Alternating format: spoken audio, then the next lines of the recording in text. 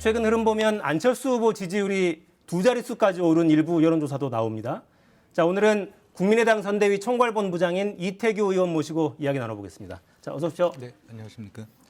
자, 현안 이야기부터 먼저 좀 여쭤보겠습니다. 네. 앞에서 한참 국민의힘 내부 혼선 이야기했는데 이 상황은 어떻게 좀 보고 계세요? 뭐 일단 다른 당의 문제니까 뭐 저희가 크게 거기에 뭐 개의치는 않는데 일단 지금 이게 선대위의 어떤 내부의 문제 이전에 지금 국민들이나 시대가 제1야당에 요구하고 있는 그런 과제, 기대치가 도대체 무엇이냐 이런 부분을 제1야당 전체가 지금 잃어버렸던 것이 아닌가 그런 측면에서 적어도 이 정권 교체를 바라는 국민들만 기대해서 가려고 했던 그런 부분이 저는 가장 구조적이고 근본적인 원인이다 좀 이렇게 생각하고 있습니다. 정권 교체론에만 기대서 가려고 했던 것 아니냐. 근데 이 와중에 이준석 대표가 또 안철수 후보 언급을 해서 이런 취지로 발언을 했어요. 한번 보실까요? 안철수 대표를 최고위원으로 임명할 수도 있다. 이런 취지의 발언이었습니다. 이 발언을 놓고는 캠프에서 좀 논의를 해보셨습니까? 아니요, 논의할 뭐 가치도 없고요. 논의할 가치는 예, 그래서 저희 아마 부대변인 정도가 간단하게 이제 조금 반박을 주는 이제 그런 정도 논평을 좀 냈는데요. 이거는 이제 다른 당 대표자 후보에 대한 이제 결례인데 이거를 뭐 이준석 대표가 모르고 그 얘기를 했겠습니까? 저는 이제 고의적으로 했다고 보는데 그거는 정말 잔수라고 봅니다. 지금 다른 최고위원들이 다 물러나게 되면 당 대표도 사실 그 자리에 있을 명분이 없거든요. 그래서 저는 안철수 대표를 끌어들여 가지고 국면은 분위기를 좀 바꾸려고 하는 그런 저는 그런 수라고 보는데 그런 정치 행태는 저는 좋은 행태가 아니다. 이런 지적을 좀 하고 싶습니다. 알겠습니다. 이재명 후보는 연일 뭐 손실보상 추경 빨리 하자 이런 이야기 하고 있고 오늘도 설 전에도 가능하다. 30조 원 했으면 좋겠다 이렇게 이야기하고 있는데 어떤 말씀 주시겠습니까? 일단 이재명 후보가 자영업자나 소상인분들 그 손실보상을 주장하시려면 전국민 재난지원금 이런 주장을 먼저 버려야 됩니다. 그래야 전국민 재난지원금이나 이런 포퓰리즘을 버려야 어려운 자영업자나 소상공인들 조금 더 많이 집중해서 지원할 수가 있다는 부분을 먼저 말씀드리고 싶고요. 두 번째는 우리나라 내년 올해 예산 607조 원입니다. 607조 원의 자영업자 소상공인 지원 예산이 들어가 있습니다. 그럼에도 불구하고 그것이 만약에 모자란다면 저는 정부 여당이 자영업자 소상공인에 대해서 그분들의 실태나 이런 거를 파악하는데 무능하거나 무관심했다는 증거거든요. 도대체 본 예산이 총까지 이제 한 달도 안 돼서 추경을 편성하자고 하는 국가, 나라 살림을 이렇게 엉망으로 운영하는 정권이 세상에 어디 있겠습니까? 저는 이런 부분에서 정부 여당 스스로 우리가 무능하고 무관심했다. 이걸 실토하는 거 그 이상 이하도 아닙니다. 그리고 추경 예산이라는 것이요. 꼭 빚을 내서 하는 것이 추경이 아니라 덜 급한 예산을 이렇게 조정해서 경정해서 쓰는 게 원래는 추가 경정 예산의 취지에 맞습니다. 세출 조정이 먼저다. 그렇습니다. 그런 측면 그래서 지출구조 혁신을 통해서 소상공인들이나 자영업자를 도와주는 쪽으로 예산을 옮겨야죠. 정부 여당이 그걸 먼저 해야 됩니다. 알겠습니다. 자, 이제 국민의당 이야기를 좀 해보죠. 여론조사 저희 준비해 놓은 걸 좀 올려주실까요? 새 여론조사에서 안철수 후보 약진이 좀 눈에 띄죠. 4.8%에서 8%대까지 올라섰고 윤석열 후보는 상대적으로 좀 많이 빠져 있습니다. 중도층 여론만 보면 두 자릿수가 나왔어요. 11.4%. 달라진 분위기를 좀 체감하십니까? 지난 그 연말에 이제 후보께서 대구와 부산 한 일주일 동안 다녀오셨거든요. 그때의 현장의 분위기를 본다면 사실 그 현장의 분위기가 전부 다 지금 여론 지지에 반영돼 있다고 보기는 어렵습니다.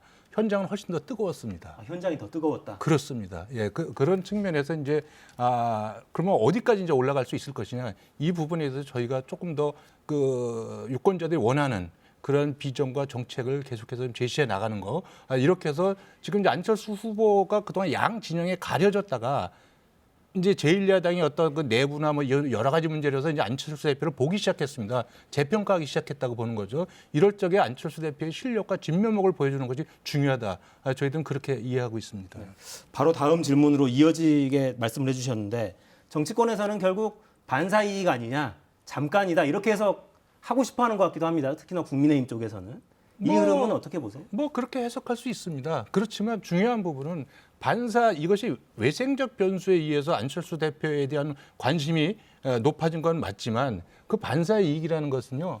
이 자격과 능력이 없어 받을 수가 없는 겁니다. 만약에 안철수 대표가 도덕성이나 비전이나 정책 역량에서 형편없다면 그 안철수 대표는 그것이 오겠습니까? 그냥 그 부동층으로 흘러가는 거죠. 이제 안철수 대표의 비전이나 공약이나 이런 걸 이제 찬찬히 뜯어보기 시작하니까 훨씬 좋거든요. 지금 양당 후보들보다. 그런 쪽에서 저는 국민들께서 안철수 대표에 대해서 현재 지지율과 별개로 관심이 굉장히 높아지고 있다. 이런 말씀을 좀 드립니다. 저 수치보다 현장이 더 뜨겁다. 그렇습니다. 네. 당면 목표는 그럼 어떻게 됩니까? 1월 달에 15%를 제시한 인터뷰도 제가 봤고 아니다. 1월 달에 윤석열 후보를 제치고 골든크로스 하겠다. 야권 골든크로스. 이렇게 표현하더군요. 목표를 제시하신다면요. 민심이라는 것이 이제 확 달라질 수도 있지만 이 상승세가 그렇게 일거에 올라가기는 어렵습니다. 그래서 꾸준하게 노력하다 보면 저는 안철수 후보가 이미 본인의 1월 목표를 제시했습니다. 트로이카 체제를 좀 만들고 싶다고. 그래서 일단 15%를 달성하고 그것을 기반으로 해서 3자 구도를 만드는 것. 이것이 현재 저희 1월 달 목표다. 이런 말씀을 좀 드립니다. 이번 대선에서 2030 이야기도 많이 하고 있고요.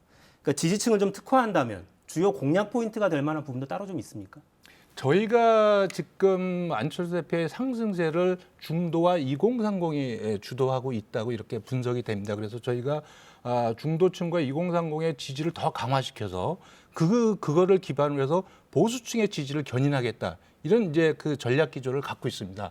물론 이제 중도와 2030이 공감할 수 있는 보수 행보도 같이 병행해서 하겠다. 이런 입장이기 때문에 그럼 이제 중도가 바라는 것이 무엇이냐? 저희가 이야기는 가장 합리적이고 미래지향적인 개혁 정책입니다. 이제 이런 부분들을 제시하는 거고 또 청년들도 이제 자기의 미래를 담보해낼 수 있는 이런 부분과 감성적인 접근, 뭐 이런 부분들을 저희가 종합적으로 해서 일정과 메시지, 정책을 좀 준비하고 있다. 이런 말씀을 드리겠습니다. 네. 안철수 후보 발언을 좀 듣고 이어갈까요?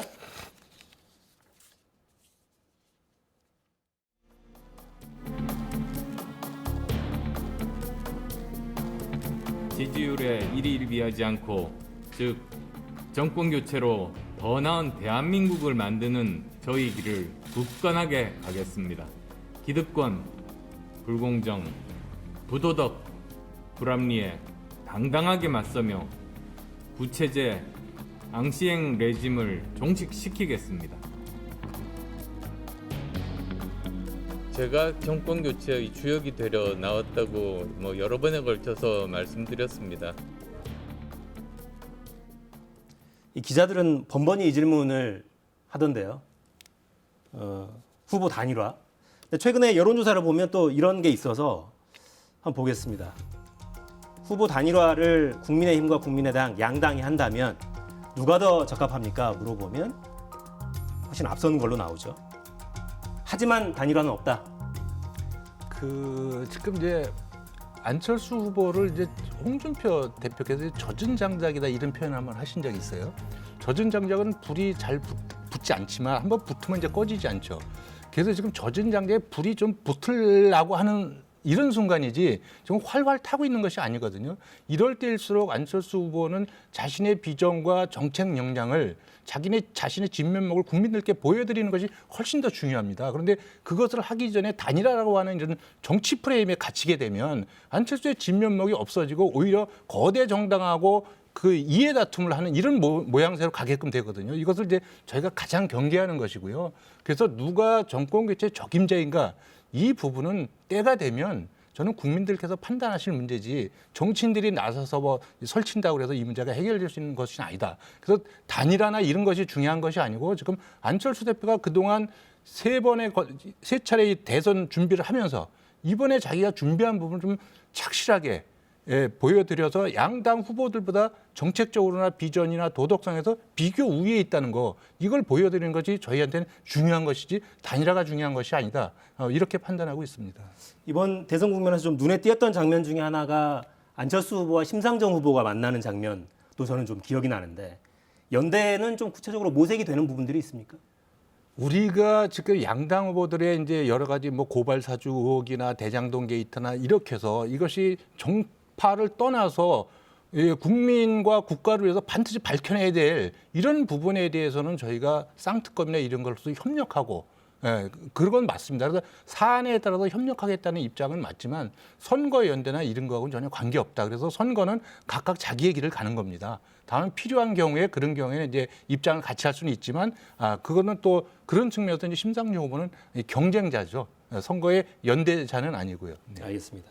근데 질문을 이렇게 좀 드려보고 싶네요. 근데 집권 후에도 왜냐하면 국민의당이 큰 의석을 많이 가진 당은 아니기 때문에 집권 후에도 국정을 안정적으로 좀 가져가려면 일정한 연대 혹은 연합 혹은 뭐 정계 개편이라고 표현할 수도 있겠고요.